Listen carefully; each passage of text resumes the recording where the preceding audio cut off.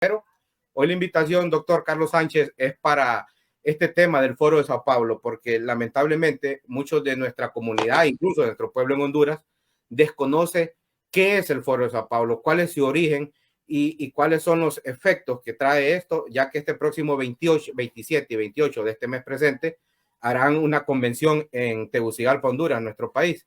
Buenas noches, doctor Carlos Versailles. Buenas noches, mucho gusto. Para entender lo que pasa en Honduras y lo que es el Foro de Sao Paulo, fijemos un marco de referencia de lo que es las Américas en el siglo XXI.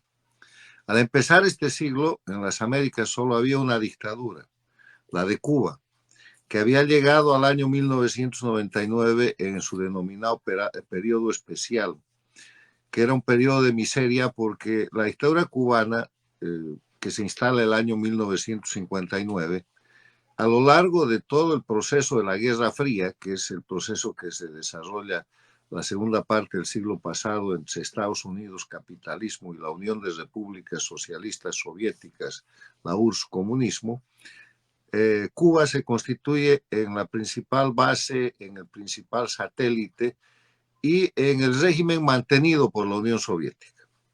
Cae el muro de Berlín el año 90 y desaparece la Unión Soviética el año 91. 89 al 91 sucede eso.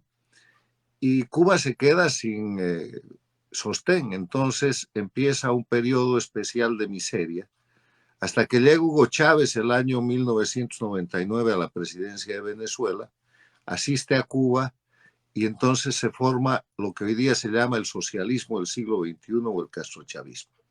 Pero cuando cae el muro de Berlín, antes de que desaparezca la Unión Soviética, el dictador cubano Fidel Castro hace una maniobra para buscar sobrevivencia y encuentra que el único lugar donde podía obtener algo de recursos era el Brasil a través del Partido de los Trabajadores brasileños que manejaba Lula da Silva. Y entonces crean el Foro de Sao Paulo. El año 1990 se crea el Foro de Sao Paulo como una reacción a la caída del muro de Berlín. Y si usted lee el acta constitutiva del Foro de Sao Paulo, dice que se crea para seguir luchando en contra del capitalismo y del imperialismo ante la amenaza que supone lo que ha sucedido con la caída del muro de Berlín y que para eso proponen la multiplicación de los ejes de confrontación. O sea, el capitalismo había derrotado al comunismo y ellos proponen seguir luchando contra la libertad y contra lo que llaman imperialismo, multiplicando los ejes de confrontación, y para eso reúnen y forman el Foro de Sao Paulo con partidos políticos de izquierda, con grupos terroristas, las FARC, los Ejércitos de Liberación Nacional, los grupos guerrilleros del Perú, Sendero Luminoso, son todos los que constituyen el Foro de Sao Paulo. Y durante la década del 90 el Foro de Sao Paulo simplemente es una organización declarativa porque no tiene dinero para operar. Pero cuando el año 1999 llega a la presidencia de Venezuela Hugo Chávez, acude a salvar a la dictadura cubana, a la que le da dinero, le da petróleo, y se forma una troika, una sociedad de 3 personas, donde está Chávez, que es el socio capitalista, el que pone el dinero, donde está Castro, que es el que pone el saber hacer criminal de la dictadura, y donde está Lula da Silva, que pone el Foro de Sao Paulo como grupo operativo. Entonces, el siglo XXI en las Américas nace con una sombra de amenaza a la democracia que se va concretando rápidamente. Empiezan a derrocar gobiernos. El primer gobierno derrocado es el gobierno de la Argentina. Empezando nomás el siglo, de la Rúa, el presidente de la Rúa es derrocado, obligado a renunciar. De inmediato cae el gobierno del presidente Yamil Mahuad en el Ecuador. Al poco tiempo cae el gobierno de Bolivia, derrocado el presidente Sánchez Lozada. Vuelve a caer otro gobierno, el gobierno de Gutiérrez en el Ecuador. Y en ese proceso también derrocan al recientemente elegido secretario general de la Organización de Estados Americanos, el expresidente de Costa Rica, Miguel Ángel Rodríguez, a quien acusan, siendo secretario general de la OEA falsamente de un asunto de corrupción, del que después sería declarado inocente, en Costa Rica, pero lo obligan a renunciar y habla en el espacio de la OEA para consolarlo. Entonces, la historia en las Américas en el siglo XXI, en estos 24 años que han transcurrido, es la historia de la expansión de la dictadura cubana con dinero venezolano, con la operación del Foro de Sao Paulo, agrediendo a las democracias. Y en ese sentido, llegan a tener 5 dictaduras. Hoy día tienen 4. La dictadura de Cuba, la dictadura de Venezuela, la dictadura de Bolivia y la de Nicaragua. Pero tuvieron la del Ecuador con Correa, que ha recuperado el Ecuador su condición democrática por el proceso llevado adelante por el presidente Lenín Moreno. Pero además de que en las Américas hoy día existen 4 dictaduras del socialismo del siglo XXI o 4 dictaduras castrochavistas, porque castrochavismo es la denominación para este proyecto, que es un proyecto criminal, no es un proyecto político. Además de eso, ellos en la expansión que realizan, controlan la OEA con Insulsa, forman el Petrocaribe con puro petróleo venezolano para reclutar a esos países y a esos gobiernos y utilizar esos votos. Interviene en la Argentina con los Kirchner, obviamente Bolivia con Evo Morales, toman el Paraguay con el obispo Lugo, en el Uruguay Pepe Mujica, en el Perú diferentes gobiernos, entre los que destaca Toledo, en el Ecuador se establecen con Correa, y obviamente en Centroamérica ejercen presiones muy fuertes, reinstalan la dictadura de Nicaragua, y ustedes en su país recordarán el intento de el señor Zelaya de llevar adelante un proceso para romper la Constitución y establecer una dictadura, que es cortado por un mecanismo institucional, y después de que son derrotados en ese escenario, insisten en las elecciones hasta que la señora Castro, la esposa del señor Zelaya, llega a la presidencia, que es actualmente la presidenta. Le explico todo esto para decirle que además de que hay estas 4 dictaduras, el socialismo del siglo XX y el castrochavismo ha logrado establecer gobiernos paradictatoriales. ¿Qué es un gobierno paradictatorial? Un gobierno paradictatorial es un gobierno elegido en un país democrático. Es un gobierno que nace de la democracia, pero que ha sido financiado en su campaña electoral y en su proyecto político por el socialismo del siglo XXI, por el castrochavismo. Y hoy día hay 4, casi 5 gobiernos paradictatoriales. El gobierno paradictatorial más notable es el de México, con López Obrador, que ahora se va, y vamos a ver si su sucesora sigue esa línea de conducta. Todo indica que sí. El otro gobierno paradictatorial es el de Chile, con Boric, que ha intentado terminar con la República de Chile haciendo una asamblea constituyente, un referéndum constituyente en el que ha perdido porque quería hacer de Chile un Estado plurinacional, ha perdido 2 veces. El otro gobierno paradictatorial es el de Colombia, que ahora amenaza a Colombia con una asamblea constituyente con Petro. El cuarto gobierno paradictatorial es el del Brasil con Lula. Han sacado a Lula de la cárcel para volverlo a meter en campaña y que gane la elección y sea presidente. Y el gobierno paradictatorial en la sombra, que está dando señales para merecer ese calificativo, es el gobierno de Honduras con la señora Castro. ¿Por qué? Porque la definición de gobierno paradictatorial es que un gobierno elegido democráticamente, que le debe el haber llegado al poder al socialismo del siglo XXI o al castrochavismo, y que cuando tiene el poder se pone al servicio de las dictaduras. Y lo primero que ponen al servicio de las dictaduras es la política exterior.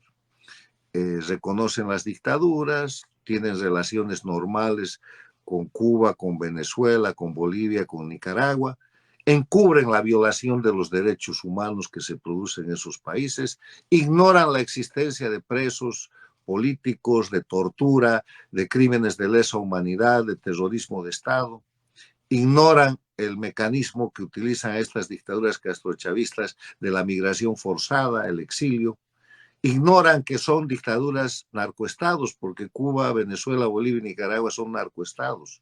Recordemos que la definición de narcoestado es aquel país en el que las autoridades de gobierno, utilizando sus potestades gubernamentales, participan de alguna etapa del narcotráfico. Cuba ha sido sorprendida despachando cocaína de los puertos cubanos, que ha sido interceptada en Panamá 2 veces. Pero además Cuba es el narcoestado más antiguo, ya lo hizo en la década de los 80, cuando Fidel Castro se alió para traficar droga con el narcotraficante colombiano Escobar Gaviria y el boliviano Suárez Gómez. Y eso terminó en Cuba con el fusilamiento del general de la Guardia y el coronel Ochoa, que no logró tapar la vinculación de Castro porque él era el que había ordenado a estos sus oficiales ese tipo de actividad y después los fusiló. Venezuela es un narcoestado porque eh, el jefe de la dictadura, el dictador, está procesado por la justicia internacional y tiene una orden de captura con 15 millones de dólares de premio por su captura. Y en eso los gobiernos paradictatoriales no cumplen esa orden. Reciben al dictador y en vez de ejecutar el apresamiento de Maduro, le ponen alfombra roja y lo tratan como si fuera un jefe de Estado. México lo ha hecho, Honduras va en ese camino, etc. Nicaragua se encarga de traficar, le acaban de confiscar un cargamento de cocaína que ha salido de Nicaragua. Nicaragua no tiene ni coca ni cocaína, es la cocaína que va de Venezuela, cocaína colombiana, o la cocaína que va de Bolivia, que es un narcoestado también Bolivia, porque Evo Morales es el dirigente de las federaciones de productores de coca y de cocaína, y se ha vuelto político y de esa manera ha cumplido el sueño de los narcotraficantes, pasar de ser narcos a ser dirigentes políticos y a legalizar, entre comillas, cosa que ha hecho Evo Morales, la producción de coca ilegal. Entonces, en ese escenario, volviendo al tema de los gobiernos paradictatoriales ignoran todo esto y tratan a las dictaduras como si fueran unos gobiernos de absoluta normalidad y se alinean en la política exterior de las dictaduras, votando en los organismos internacionales como las Naciones Unidas, como la Organización de Estados Americanos, en la línea de encubrimiento y protección a las dictaduras. Entonces, el riesgo que tiene Honduras con el actual gobierno, que va a celebrar una reunión de un grupo de delincuencia organizada, que es el Foro de Sao Paulo, del que ahora vamos a describir más sus características, es consolidar su posición como gobierno paradictatorial en violación directa de lo que es la democracia y la seguridad del pueblo de Honduras. Doctor, la verdad que aquí estamos conectados. Aquí, por ejemplo, está conectada la diputada Claudia Ramírez desde Tegucigalpa, Honduras, el cual haya estado de frente tratando de educar y orientar qué es esto del Foro de Sao Paulo y todo lo que está sucediendo en nuestro país. Muy interesante y muy importante toda esta introducción que nos da y creo que nos deja claro a muchos hondureños ahora mismo. Yo sé que están viendo gente de Honduras también esto que es muy importante. O sea, doctor, que queda claro que la agenda de política exterior se la imponen a la presidenta Xiomara Castro, esta gente de los países dictadores del Foro de San Pablo, se la imponen y por esa razón es que la presidenta ha declinado por acercarse a la comunidad migrante, acercarse al presidente Biden, sino que inmediatamente ha ido a hacer un convenio con China, desligándose de Taiwán, acercándose a Irán y acercándose a Rusia, doctor. Bueno, ese es otro efecto, porque las dictaduras de las Américas, cuyo jefe es Cuba, y cuyas dependencias son Venezuela, Bolivia y Nicaragua, con sus gobiernos paradictatoriales lo que hacen es orientar el conjunto de alianzas y de dependencia que tienen las dictaduras de las Américas con las dictaduras de ultramar. Rusia es una dictadura, China es una dictadura, Irán es una dictadura, Corea del Norte es una dictadura. Y verá usted que la dictadura jefe de las Américas, Cuba, lo que hace es tratar de mantener las mejores relaciones, se somete y sirve de plataforma a esas dictaduras. Acaban de llegar al puerto de La Habana un buque, una fragata, un submarino nuclear y escoltas de la Marina rusa en un acto de provocación a lo que es la región, pero muestra la dependencia de Cuba y Cuba transfiere esa posición a todas las dictaduras, a Venezuela, a Bolivia y a Nicaragua, y a los gobiernos paradictatoriales. Y es muy fácil ver el resultado no solamente en el aspecto comercial y en el aspecto de relaciones abiertas y casi incondicionales con las dictaduras de Rusia, de China, de Irán, que no tendría nada que hacer en la región, y de Corea del Norte, sino en la posición internacional frente, por ejemplo, a la invasión de Rusia a Ucrania. Usted quiere saber a quién es un gobierno con política exterior paradictatorial, vea cómo los gobiernos han seguido, Brasil, Colombia, el mismo caso de Honduras, un posicionamiento de tolerar o de aceptar e incluso respaldar en algunos casos la invasión de Rusia a Ucrania. Cuando vemos el otro foco de la guerra global que ahora se lleva adelante, que se produce después de los atentados terroristas del 7 de noviembre del grupo terrorista Hamas contra el Estado de Israel y que produce las operaciones militares que ahora se están llevando adelante en Gaza, ¿quiénes son los que señalan a la víctima que es Israel como si fuera el culpable? Las dictaduras de las Américas, seguidos de los gobiernos paradictatoriales. Entonces, para el tema que usted plantea, que es el tema del Grupo de Sao Paulo, vamos a fijar las siguientes premisas. Primero, la creación del Foro de Sao Paulo es una creación hecha por la dictadura de Cuba con Luis Ignacio Lula da Silva, que en ese momento era el jefe del Partido de los Trabajadores, y es un organismo creado para soportar, para sujetar y para apoyar a la dictadura cubana. Segundo, sus componentes son organizaciones políticas de izquierda, grupos de extrema izquierda y organizaciones criminales. Organizaciones terroristas, organizaciones guerrilleras, organizaciones de narcotraficantes como las FARC, como Sendero Luminoso, como los Ejércitos de Liberación Nacional. Y tercero, ese grupo permanece latente hasta que Chávez llega al poder y capitaliza, da dinero para que pueda operar. Entonces el Foro de Sao Paulo se vuelve en el siglo XXI una amenaza de conspiración, de sedición, de desestabilización y de penetración de las democracias, de agresión a las democracias con crimen organizado.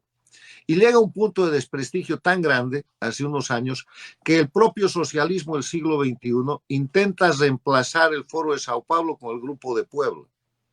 Crean de la mano de López Obrador, en México, en Puebla, un grupo que tenga un nivel un poco más sofisticado y que se separe de los grupos criminales que forman parte del Foro de Sao Paulo. Y hacen el Grupo de Puebla con varios de los expresidentes y exdictadores del socialismo del siglo XXI y con alguna otra gente de posiciones de izquierda que tienen un poco más de honestidad que esto, pero el Grupo de Puebla no llega a trascender.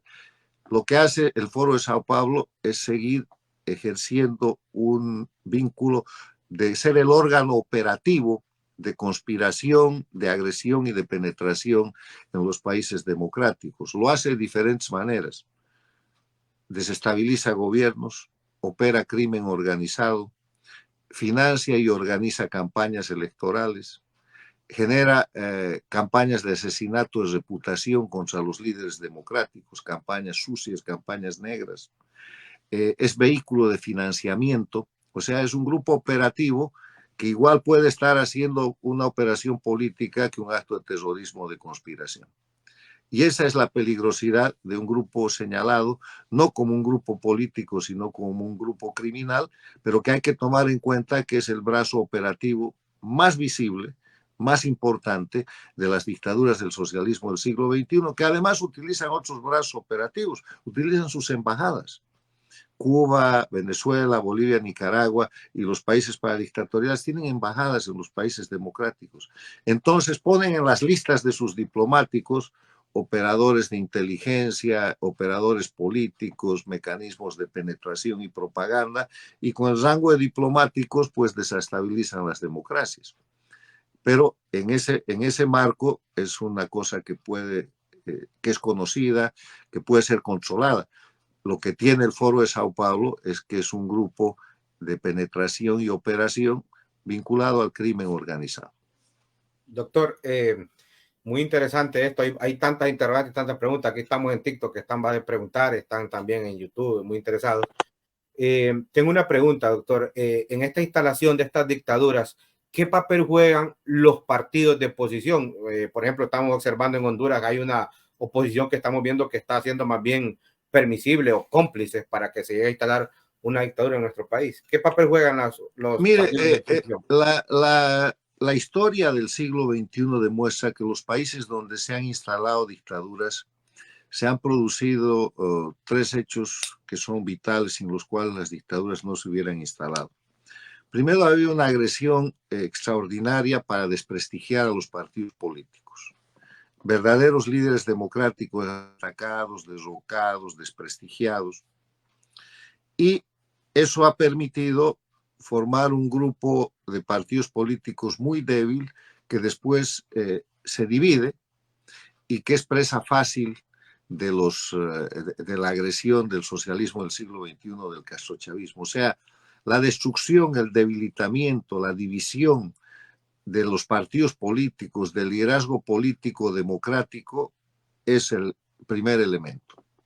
El hecho de que en un país como Honduras, por ejemplo, cuando hay una campaña electoral, hayan 10 candidatos, o como en el Perú hayan 19, o como en el Ecuador hayan 12, por darle un número, es una señal de que el socialismo del siglo XXI está corriendo con un solo candidato, y la gran mayoría que no quiere socialismo, que generalmente es el 70 o el 80% del país, divide su voto entre 6, 5, 4 candidatos y gana como primera minoría, que después la convierten en mayoría, el castrochavismo o el socialismo del siglo XXI.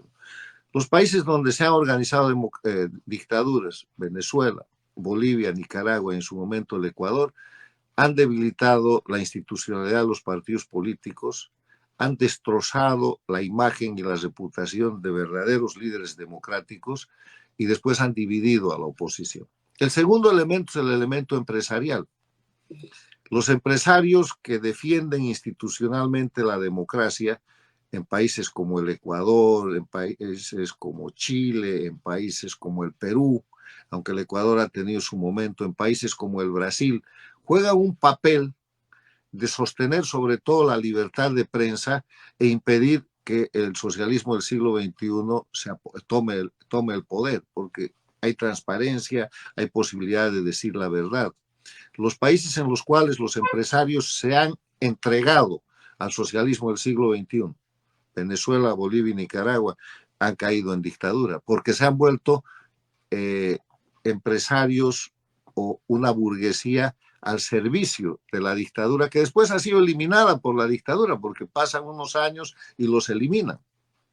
Y esos dos elementos hacen caer la última barrera de lo que es la democracia, que es la libertad de prensa.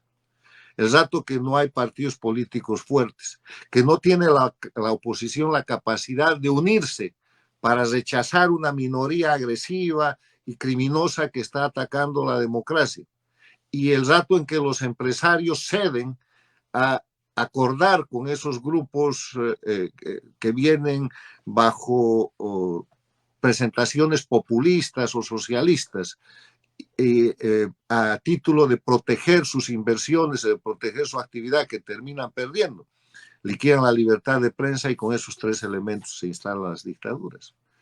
De ahí nacen, cuando la dictadura está instalada, nacen dos tipos de fenómenos. Nace la oposición funcional. Los políticos que han sobrevivido y que se quedan se vuelven socios de la dictadura y forman una oposición funcional definida como una oposición que no tiene el ánimo de tomar el poder, porque usted sabe que la definición politológica de oposición es que es un grupo de minoría que participa en política para tomar el poder, para tener en algún momento mayoría. En cambio, la oposición funcional es un grupo que participa en política para tratar de presentar como legítimo un gobierno dictatorial, falsifica su posición opositora y nunca va a tomar el poder. Eso es lo que hay hoy día en Venezuela, en la mayoría de los casos, no en el caso ni del candidato González ni de María Corina Machado, es lo que hay en toda la oposición boliviana prácticamente, y lo que hay en la oposición que se ha quedado a competir en las elecciones de Nicaragua después de que el dictador Ortega encarceló a los opositores de verdad. Entonces, la dictadura trae consigo la oposición funcional, que sigue participando, sigue actuando, simplemente para mostrar que hay pluralidad y que el socialismo del siglo XXI gana. Y el otro elemento que aparece es el empresariado castrochavista. Empiezan a reemplazar a esos empresarios que se vendieron o que acordaron con el socialismo del siglo XXI, y cuando ya están en el poder los van alejando, compran todos los medios de comunicación o los liquidan o les quitan las licencias o los censuran, liquidan la actividad productiva. Venezuela el año 1999 era el país más rico de Latinoamérica. Hoy día disputa en miseria con Cuba. O sea, al controlar Venezuela, la dictadura cubana ha igualado a Venezuela para abajo en vez de que el pueblo cubano pueda tener algún tipo de vida mejor. Entonces aparecen con las dictaduras del socialismo del siglo XXI la oposición funcional, que es muy clara de distinguir, y el empresariado castrochavista, que son los nuevos ricos. En Venezuela le llaman boliburgueses, en Cuba es la familia de la dictadura y de los entornos de la dictadura, en Venezuela dicen boliricos, en Bolivia es la casta cocalera de la nueva burguesía, y en Nicaragua son los sandinistas.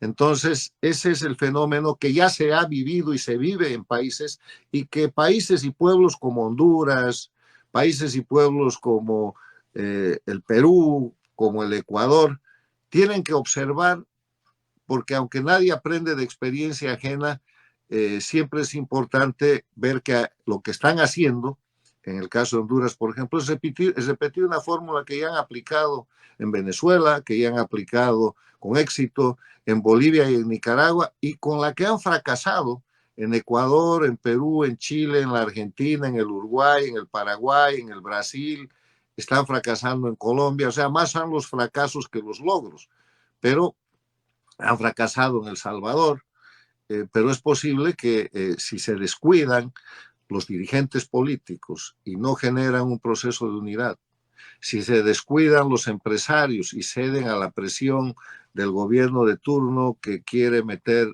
un proceso dictatorial, y si se descuida la libertad de prensa, es posible que lo logren. Y interesante, doctor. Estamos hablando con el doctor Carlos Sánchez Berzaín, director del Instituto de la Democracia en Miami, Florida, exministro. El instituto se llama Inter-American Institute for Democracy. Es una institución de los Estados Unidos sin fines de lucro, constituida por gente de toda la región, norteamericanos, latinoamericanos, y que tiene 4 propósitos: la promoción y defensa de la libertad, de la democracia, de los derechos humanos y de la institucionalidad en las Américas. Y tenemos grupos de expertos que trabajan en estos temas que yo le estoy informando. Sobre los temas que yo le estoy comentando, existen libros, existen autores, existen foros y conferencias periódicas para reforzar a los países con democracia la defensa de su libertad, su democracia, la vigencia de los derechos humanos, y para ayudar a los pueblos que están en resistencia civil bajo dictadura, que son Cuba, Venezuela, Bolivia y Nicaragua, a liberarse. Sí, muchas gracias, doctor, por todo esto que nos está ilustrando. Yo tengo una pregunta, doctor. Con este acercamiento, este híbrido, le podría decir, el Foro de Sao Paulo, Cuba metiéndose en Honduras, porque recientemente más de 100 médicos han llegado a Honduras, y Honduras teniendo más de 1000 médicos desempleados, y China, socialista, penetrado dentro de Honduras. ¿Qué tan peligroso es este híbrido para la democracia de Honduras, para lo que está pasando ahora mismo en nuestro país? Yo creo que la democracia en Honduras está bajo amenaza de parte de un gobierno que se ha puesto al servicio de las dictaduras. Esto de la llegada de los médicos es un escándalo, porque además es un delito. La Organización de Naciones Unidas tiene informes que señala que lo que hace Cuba es esclavismo en el siglo XXI, porque arrienda, contrata con gobiernos y algunas instituciones la entrega de personal, médicos, técnicos, maestros, y lo que hace es cobrar. Hay que averiguar cuánto está pagando el Estado de Honduras por cada uno de esos médicos. En general en el Brasil, en Bolivia, en Venezuela, ahora los tienen en México, cobran entre 6 y 10 mil dólares por cada médico, pero el médico recibe ni siquiera $1000, tiene a su familia prácticamente secuestrada en Cuba, no tiene sus documentos, porque si decide desertar, no puede volver por 10 años a Cuba y pierde la relación familiar. Pero además de eso, es obligado a cumplir tareas de inteligencia, de instrucción política y de penetración en el país donde ha llegado. Todo esto ha sido demostrado con el escándalo de hace más de 10 años en el Brasil, con los médicos esclavos en Bolivia, con los médicos que han salido del Brasil y han llegado a países con libertad y han denunciado. Hoy día en Washington, D.C., hay una gran demanda de médicos cubanos que sirvieron como esclavos en el Brasil y en Venezuela y que, habiendo logrado su libertad, están demandando a la Organización Panamericana de la Salud y al régimen cubano por haberlos tratado como esclavos. Y pese a eso, gobiernos paradictatoriales como el de México, o dictaduras como la de Bolivia y Venezuela, y ahora el tema de Honduras, contratan ese sistema de médicos esclavos. Es prácticamente una manera de darle dinero a la dictadura para que se sostenga, aprovechando la esclavitud, el sometimiento que hacen de personas que no tienen otra alternativa y que en ocasiones no son ni médicos. Le voy a contar un incidente que usted lo puede buscar en el internet, que se produce en Bolivia en la dictadura de Evo Morales con médicos cubanos. En la zona del trópico atienden a un paciente por un problema renal y deciden que hay que extirparle el riñón. Le extirpan el riñón los médicos cubanos y el paciente entra en crisis y se muere, pese a que es llevado a la ciudad y atendido por otros médicos. Cuando se hace la investigación resulta que era un individuo que había nacido con un solo riñón y los médicos cubanos le sacaron el único riñón que tenía y lo mataron. Entonces lo que viene después de eso es un conjunto de mecanismos de presión de la dictadura boliviana para tapar el asunto. Pero ahí está, y hay otros incidentes mucho más graves, porque están mandando, exportan tantos médicos la dictadura cubana que ya no tiene capacidad técnica para mandar médicos de verdad. Entonces, además, en eso hay una trampa. Doctor, otra pregunta que tenemos es, este próximo 27-28, pues harán esta asamblea del Foro de Sao Paulo en Tegucigalpa, Honduras. ¿Qué relevancia tiene esto? ¿Qué beneficio para una diáspora o para un pueblo hondureño que el Foro de Sao Paulo se instale en Honduras, siendo de que Honduras está pasando una situación crítica ahora mismo económicamente, social y política? ¿Cuál es la agenda que llevan ellos? Es una amenaza, es un acto de intervención transnacional. Honduras obviamente no necesita eso, pero yo creo que para terminar le puedo dejar 3 consejos que nacen del estudio de la historia del socialismo del siglo XXI, castrochavismo, de la instalación de las dictaduras, de los gobiernos paradictatoriales y de la recuperación de la democracia en Ecuador y del freno a la instalación de dictaduras en otros países. Y los consejos son los siguientes. Primero, el pueblo se tiene que movilizar. Los líderes políticos de la oposición verdadera de Honduras tienen que movilizar el pueblo para señalar la condición de entreguismo, la mala política exterior y la condición paradictatorial del actual gobierno. En eso consiste la verdadera oposición. El pueblo tiene que movilizarse para declarar no grato la presencia del Foro de Sao Paulo. Ustedes no tienen por qué tolerar en su país un grupo criminal, aunque el gobierno lo invite. El gobierno en democracia, y Honduras es una democracia, el presidente en democracia es un mandatario. ¿Qué quiere decir eso? Es un apoderado que representa al pueblo y no puede hacer lo que quiera. Los elementos de la democracia tiene que respetar la libertad, tiene que respetar los derechos humanos, tiene que respetar el Estado de Derecho, que quiere decir el respeto de la ley, tiene que respetar la separación e independencia de poderes y tiene que respetar la libre organización política. Y no es que llega a la presidencia y es un monarca que puede hacer lo que quiera, no se puede separar de la ley. Y yo creo que recibiendo y auspiciando, si el auspicio es oficial por parte del gobierno, en la presencia del Foro de Sao Paulo, ese es un acto de agresión al pueblo y el pueblo tiene que repudiar. O sea, primer consejo, ejercer oposición, denunciar los actos ilegales, ejercer el derecho de ser el mandante y el soberano que tiene todo pueblo en democracia.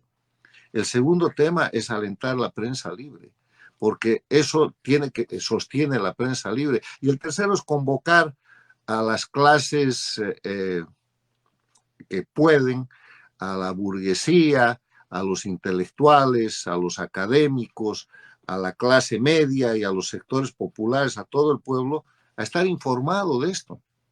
Porque hay gente que dice, a mí no me interesa la política, sí, pero te están acabando el país. Lo próximo que vas a tener es una Bolivia o una Venezuela. Venezuela era el país más rico de América Latina en el 99, hoy día es una miseria. El 20% de la población venezolana, cerca de 8 millones de venezolanos, se han tenido que ir porque tienen amenaza y tienen hambre.